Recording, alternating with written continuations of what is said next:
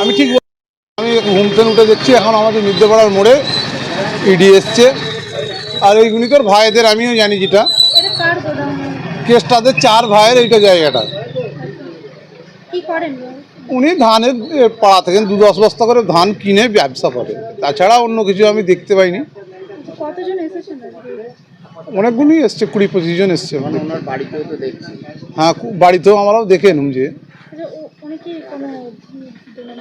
না না না 2 নম্বরই না, ধান পাড়া থেকে কেনে গ্রামের। কি কারণে আসতে পারে বলে মনে করছেন?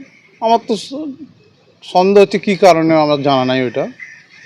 কি নাম আছে ওনার? কেষ্টা মাল। আপনার নাম?